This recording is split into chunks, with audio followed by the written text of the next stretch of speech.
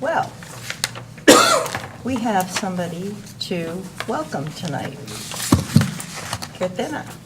Am I pronouncing that correctly? Should I introduce myself? Or? Yes, absolutely. I just want to make sure I pronounce your name. I'm notorious for mispronouncing names. It's Kirtina. Kirtina. Okay. My name is Kirtina Manivaskin. I'll introduce myself again. I'm currently a rising senior at East Brunswick High School, and I will be the student liaison for the 2018-2019 school year. Yes. So, to start off with, currently school is over. Finals have come to a close. So we are very excited as all throughout East Brunswick High School. Class of 2018 has graduated. We're very happy about that. And the Folio Literary Arts magazine has published their year-end magazine, and it was beautifully put together. Clarion came out with their superlatives issue, as well as a list of colleges that all of our seniors are attending. And it does seem like, because the school year has come to a close, that many kids are already kicking back, relaxing, going on vacation, entering college programs, or even going to their ACT and SAT summer camps, which they are. But also, some student activities and clubs still stay strong throughout the summer. So currently, marching band, they did have a period of time where they were working, doing training sessions and introducing upcoming freshmen to the program.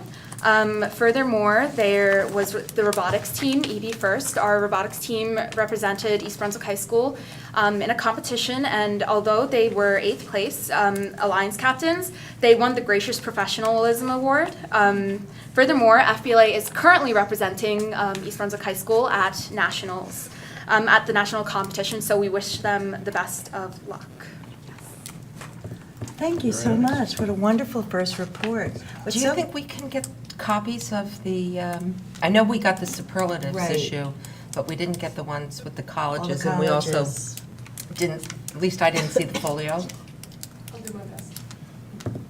I trust you. I think one of the greatest things about having a student rep from the high school is senior year is just composed of so many exciting events, and we get to go through it every year with you guys. So we look forward to everything that the next year is going to hold from you and hearing about the whole high school. I'm just curious about something. Off and on, we've talked about internship programs. We know that with college students, most of them are lining up internship programs early, particularly for the summer. Is it also prevalent amongst rising high school seniors? Currently, like, a lot of us are looking at internship opportunities. I know for one fact that I am, but it is becoming difficult in certain cases, especially with some of us, because there are limited positions for high school students, and it is highly competitive, especially considering we are East Brunswick High School, and we are a very highly competitive district. So keeping that in mind, it is something that is of prevalence within our community. And is it a situation where are you given an opportunity to do it for credit, or is it only paid or unpaid?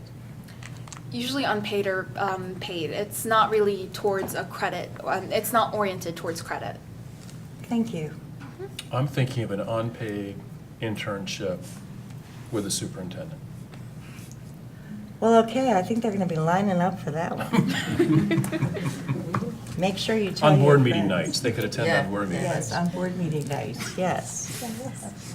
We actually have one now. We have any Like an board members Yeah, whose exactly. children are going to be rising seniors who might want to work for nothing for Victor? And But you have us that work for nothing. oh, that's right. Oh, okay. Very good one, Lori. All right. Any committee reports, information items? Lori? So I have a fun one. The Elaine Ferreira, I don't know, if she's 6th and 7th grade, depends on what cycle, runs a trip to Quebec every 2 years when she has her kids that go through 6th and 7th grade. So they just got back last night, another successful trip, her and Dr. Gaskell, and it's actually pretty neat. Actually, Dr. Gaskell was kind enough to send me photos of the kids and things like that. But all the kids during the year before they do it, they actually make themselves a little booklet, and it's kind of a journal. So the entire time, they have to journal where they went, what they did, highlights, what they ate. It was just kind of a cool thing. So I just wanted to say, I know at the high school level, I think all the different languages do different trips. But as I understand it, this is not a French trip. It's something that she actually does. If you are in the other section, I don't think they offer this trip. I think it's something she does out of the goodness of her heart. But it's really a great trip, and I'm happy. I had a kid actually this year that got to go on it. But I did bring her little journal with me. Oh, good. And I just wanted to say, God, I couldn't think of the French word for it. I'm like, kudos. But whatever the French word is for great job. You're set. Bon. Bon. I'm a good French mom. Très bien. I just think it's great. I think it's terrific that she does it, and I think it's nice that Dr. Gaskell goes with the kids. And I think they took 18 kids with them this year, up to Quebec City and Montreal, and they did have a really nice trip. Montreal. They did go to Montreal, so. So, Dr. Bowley, I don't mean to put you on the spot, but Lori mentioned, we do have quite a lot of the foreign language clubs at the high school who do, like, the French club will go to France, and the German club will go to Germany, Italian club will go to Italy, or am I correct? Are they still doing? As far as I'm aware, yes. We'll have to check into the details of who goes where. Might be interesting to hear from Mrs. Chang about how we're kind of taking foreign language out of the classroom as a way of completing their enrichment. Might be something interesting to bring to a board member. As we're certainly going to be discussing a lot of things about foreign languages this year, and it might be interesting to hear how it expands out of the classroom to further the enrichment. So thank you so much for bringing that. If I could for just 1 second. No. So, I can't. I think it was at last year's State of the District, there was a demonstration by one of the languages where they actually had to speak before they came into the class. It was part of the entrance into the class, so they had to actually converse as they were walking into the class. So that's, kind of like bringing it to real life, that you aren't going to come into the classroom and start talking. You actually start conversing before you even reach the door. It was Spanish. My Was it son had to Spanish? do that, yes. He was good at it after a while. Yeah. So I think there's still things that we're learning about the foreign language program, so definitely we should ask Mrs. Chang to come talk to us. That'd be a great presentation for the board. Yeah, thank you. Any more, Susanna? Susan? The East Brunswick Human Relations Council met on Monday, June 25th, and much of the time was spent talking about planning for an upcoming event, so just a save-the-date note for July 24th at the Community Arts Center. There's going to be starting a series of conversation and coffee, so various topics that are of interest to people in our community, and this first topic is going to be on bias and stereotypes. They're putting together a great panel of experts and as well as community members to talk about this very important and yet sensitive topic, and happy to report that Mr. Figueroa, who is a member of the I'm not saying that right, who is a member of the council as well, has agreed to be a member of the panel.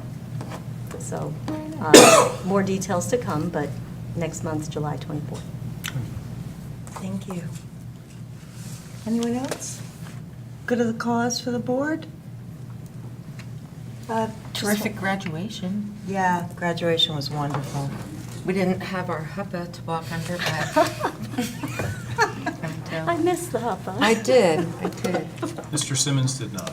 I know. Well, He's very fussy about this things like is a that. consensus-seeking group, and if 5 people think the chuppah should return, I don't have strong opinions. then you snooze, you lose.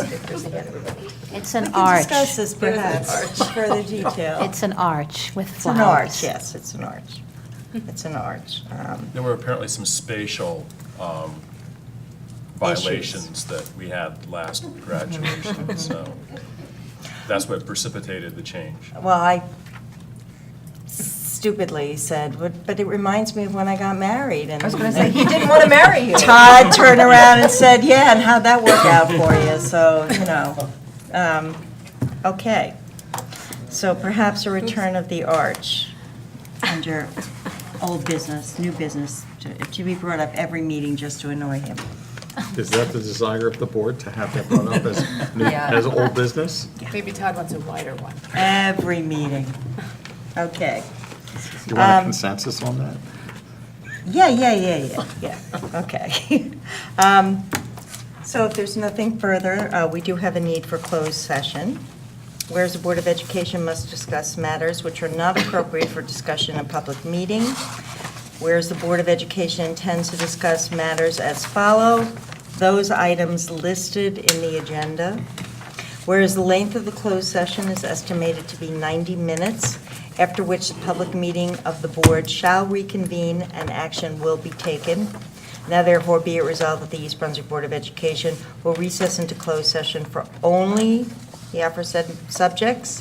And be it further resolved that the East Brunswick Board of Education hereby declares that its discussion of these subjects will be made public at a time when the public's interest in disclosure is greater than any privacy or governmental interest being protected, in accordance with the Open Public Meeting Acts. So moved. We're adjourned. No, you need the motion. Gotta vote on All it. right, sorry, So moved. I thought I heard a second. You have a second. Second from Mrs. Sismore. Now, we're adjourned. Thank you so much. You're in recess.